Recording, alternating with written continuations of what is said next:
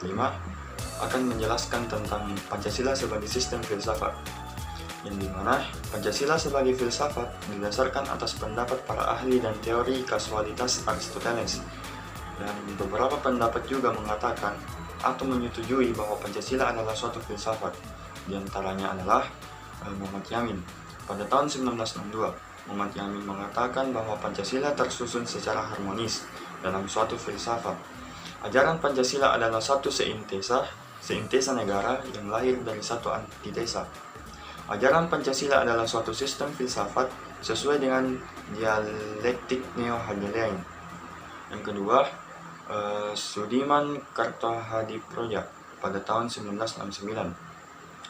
Sudiman mengatakan bahwa Pancasila sebagai filsafat bangsa Indonesia berdasarkan atas ucapan Bung Karno yang menyatakan bahwa Pancasila adalah isi jiwa bangsa Indonesia. Dan yang ketiga yaitu Notonegoro pada tahun 1976. Notonegoro mengatakan bahwa kedudukan Pancasila dalam negara Republik Indonesia sebagai dasar negara dalam pengertian dasar filsafat. Sifat kefilsafatan dari dasar negara tersebut terwujud dalam rumusan dari kelima sila Pancasila. Yang terakhir yaitu Ruslan Abdul Ghani pada tahun 1962. Ruslan Abdul Ghani mengatakan bahwa Pancasila adalah filsafat negara yang lahir sebagai kolektif ideologi dari seluruh bangsa Indonesia. Materi selanjutnya akan dibacakan oleh kawan saya. Pancasila sebagai sistem filsafat merupakan hasil perenungan yang mendalam bagi para tokoh kemerdekaan Indonesia. Nah, hasil perenungan ini semula dimaksudkan untuk merumuskan dasar negara Pancasila. Kemudian, hasil perenungan ini menjadi sistem filsafat karena sudah termasuk dalam ciri-ciri berpikir kefilsafatan. Beberapa ciri-ciri dari berpikir kefilsafatan, yang pertama yaitu sistem filsafat harus bersifat koheren, di mana artinya berhubungan satu sama lain secara runtut dan tidak bertentangan, meskipun berbeda tapi tetap tidak bertentangan dan saling melengkapi. Nah, tiap bagiannya ini memiliki fungsi tersendiri dan kedudukan tersendiri. Kemudian yang kedua yaitu sistem filsafat harus bersifat menyeluruh, artinya mencakup segala hal dan gejala yang terdapat dalam kehidupan manusia. Pancasila sebagai sistem hidup ini atau sistem bangsa merupakan suatu pola yang dapat mewadahi semua kehidupan dan dinamika bermasyarakat bernegara. Kemudian yang ketiga, sistem filsafat bersifat mendasar, artinya suatu bentuk perenungan yang mendalam yang sampai ke inti mutlak permasalahan sehingga menemukan aspek yang sangat fundamental. Pancasila sebagai sistem filsafat dirumuskan berdasarkan inti mutlak tata kehidupan manusia menghadapi diri sendiri, menghadapi manusia, dan menghadapi Tuhan yang berdasarkan dalam kehidupan bermasyarakat dan bernegara. Kemudian yang terakhir atau yang keempat yaitu sistem filsafat bersifat spekulatif, artinya buah pikir hasil perenungan sebagai peranggapan yang menjadi titik awal yang menjadi pola dasar berdasarkan penalaran logis serta pangkal tolak pemikiran tentang sesuatu. Esensi Pancasila sebagai sistem filsafat.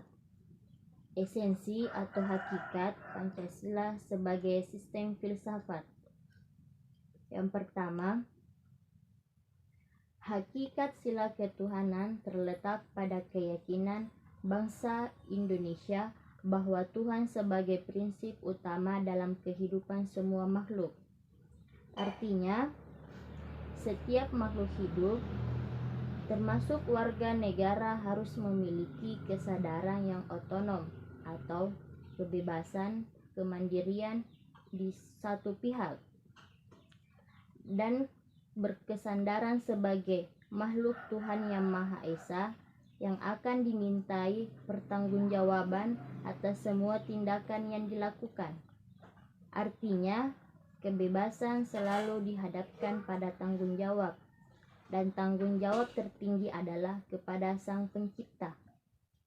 Kedua, hakikat sila kemanusiaan adalah manusia monopluralis yang terdiri atas 3 monodualis, yaitu susunan kodrat atau jiwa raga, sifat kodrat atau makhluk individu sosial, kedudukan kodrat atau makhluk pribadi yang otonom, dan makhluk Tuhan. Ketiga, hakikat sila persatuan terkait dengan semangat kebangsaan. Rasa kebangsaan terwujud dalam bentuk cinta tanah air yang dibedakan ke dalam 3 jenis, yaitu tanah air real, tanah air formal, dan tanah air mental. Tanah air real adalah bumi tempat orang dilahirkan dan dibesarkan, bersuka dan berduka yang dialami secara fisik sehari-hari.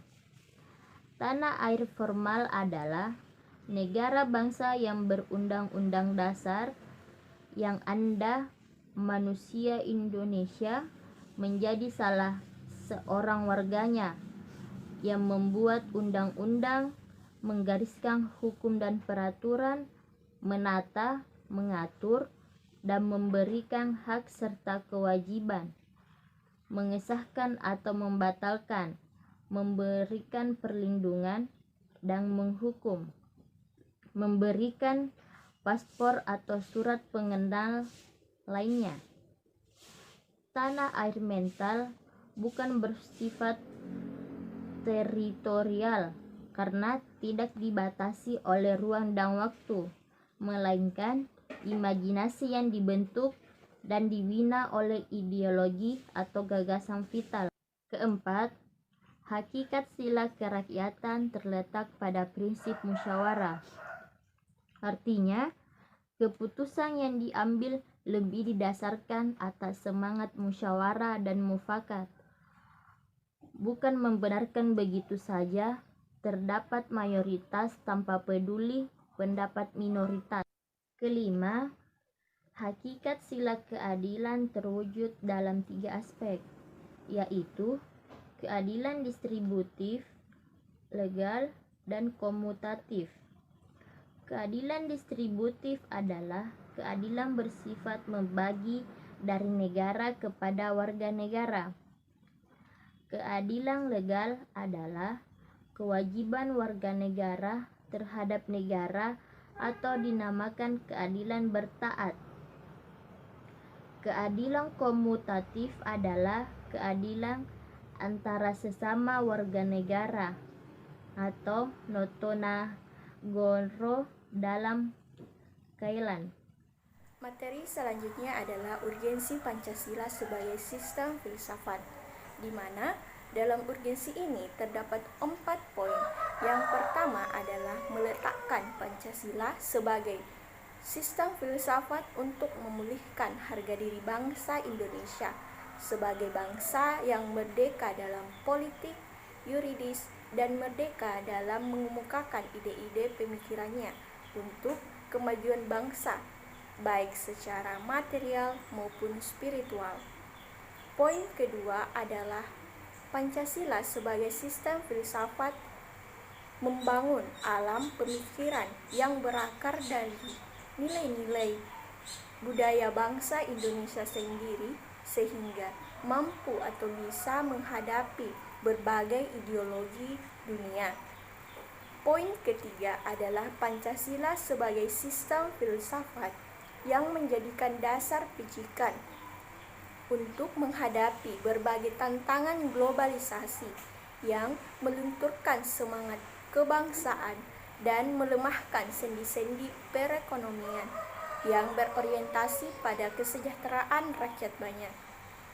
Poin yang terakhir atau poin yang keempat adalah Pancasila sebagai sistem filsafat yang menjadikan way of life sekaligus way of thinking kebangsaan Indonesia untuk menjaga keseimbangan dan konsistensi antara tindakan, dan pemikiran.